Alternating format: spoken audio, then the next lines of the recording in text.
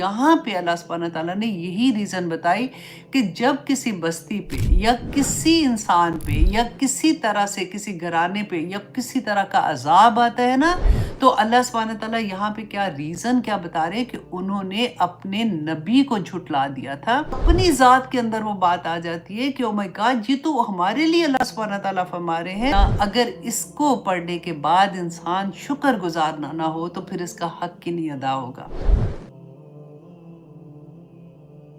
औज़ु बिल्लाहि मिनश शैतानिर रजीम, बिस्मिल्लाहिर रहमानिर रहीम। हमने सूरत नहल की आयत नंबर 113 से अपनी क्लास का आगाज़ करेंगे।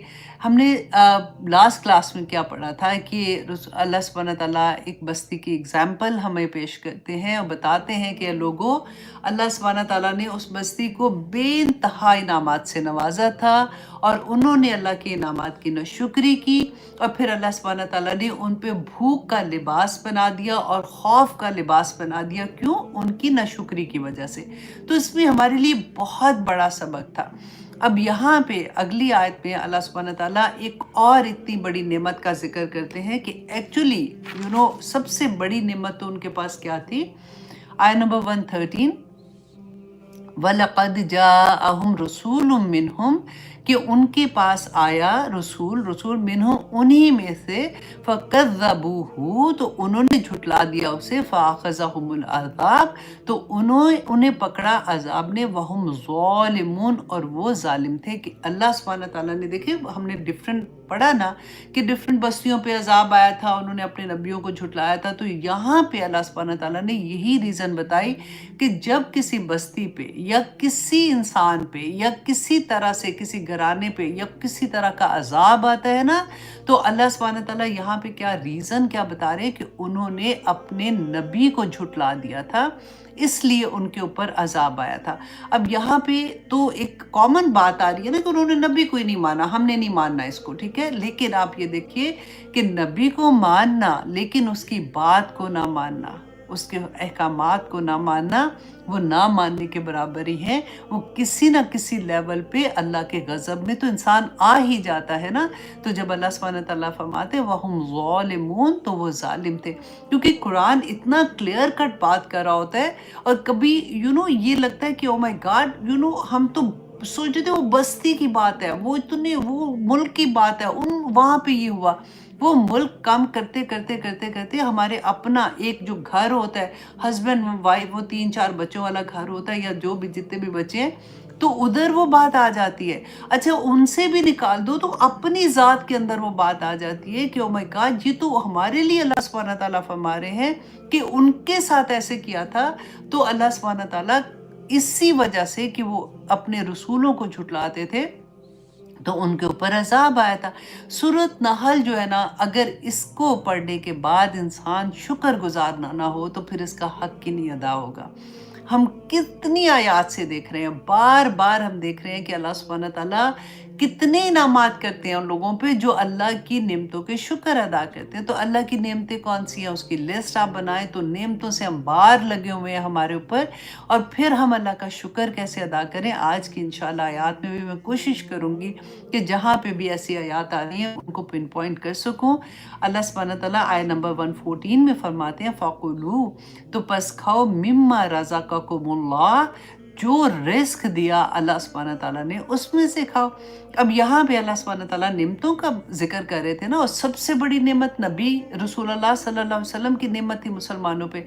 और उसके बाद अल्लाह सुब्हानहू व तआला ने एक और नेमत का जिक्र किया कि देखो, फ़कुलू, जो रिस्क मैंने तुम्हें दिया उसमें से खाओ, लेकिन क्या खाना है, हलालन तय्यबा, जो हलाल होगा और पाक होगा। अब देखिए ये दोनों चीज़ें साथ हैं। अब इधर भी गौर आपने करना है कि हलाल तो है ना, हलाल जैसे हमें सबको पता है कि हलाल माल जो है कमाना होता है, जो जैसे कमाई भी हलाल हो और उसका ज़रिया भी हलाल हो। और तैयब क्या है कि उसको ज़बा करके खाना, उसको अल्लाह का नाम लेके ज़बा करना किसी भी चीज़ को। अब यहाँ पे तो अल्लाह सुब्हानहू व तआला ने खाने का जिक्र किया ना, आगे जाके डिफरेंट और भी चीज़ें आएंगी। तो हलाल मतलब और तैयब का मतलब कि जो चीज़ें अल्लाह सुब्हानहू व तआला ने खाने के लिए कही हैं اس کے لیے جو ذرائع ہیں آپ کے، جو فار ایگزامپل جو جاب کرتے ہیں آپ، یا آپ نے بزنس کیا ہے، یا کوئی بھی آمدنی کا ذریعہ ہے نا، وہ آپ کا حلال ہونا چاہیے. اگر وہ حلال نہیں ہے تو وہ طیب بھی نہیں ہے، اور وہ پھر کھانے کے لیے اللہ سبحانہ تعالیٰ کی اجازت بھی نہیں ہے. اور اتنی بڑی بات یہ کیوں آگے جاتی ہے کہ حلال کھاؤ طیب کھاؤ؟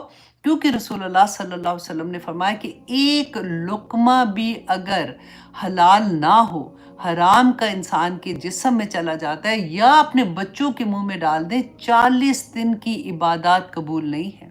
اور عبادت کیا ہے؟ 40 دن کی نہ نماز قبول، نہ دعا قبول، نہ اللہ سبحانہ تعالیٰ کی کوئی رحمت ہمارے اوپر، اللہ نہ کرے، اللہ نہ کرے.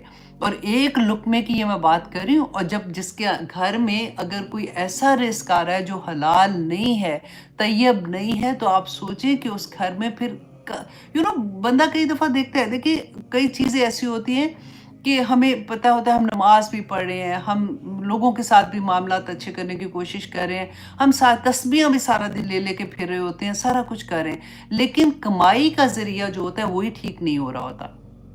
ادھر سے کوئی گڑبڑ آ جاتی ہے، پھر ہم رونا شروع ہو جاتے ہیں، یا اللہ میری تو زندگی بدل گئی، میں نے تو اب یہ کام کرنا شروع کر دیا، یہ میری ابھی بھی دعائیں قبول نہیں ہو رہی، میری ابھی بھی یہ چیزیں مشکل میں پڑی ہوئی ہیں. تو ہمیں یہ چھوٹی چھوٹی باتیں جو ہم پڑھ رہے ہوتے ہیں نا، ان کو انڈر لائن کر کے غور سے سوچنا چاہیے کہ اچھا کیا کیا چیزیں ہیں جو ہمیں خود ہی سے اللہ سبحانہ تعالیٰ فرماتے ہیں نا، مجھے کیا پڑی ہے میں تمہیں تکلیف میں ڈالوں، مصیبت میں ڈالوں، لوگوں تمہارے اپنے اعمال کافی ہیں جو تمہیں مصیبتوں میں ڈال دیتے ہیں. تو یہ ایک it's not the whole part.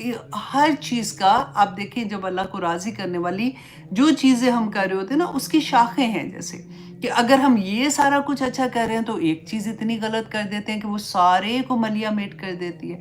تو یہاں پہ اللہ سبحانہ تعالیٰ وہی بات بتا رہے ہیں کہ حلال اور طیب کھاؤ، وشکروا نعمت اللہ، اور اللہ کی نعمت کا شکر ادا کرو.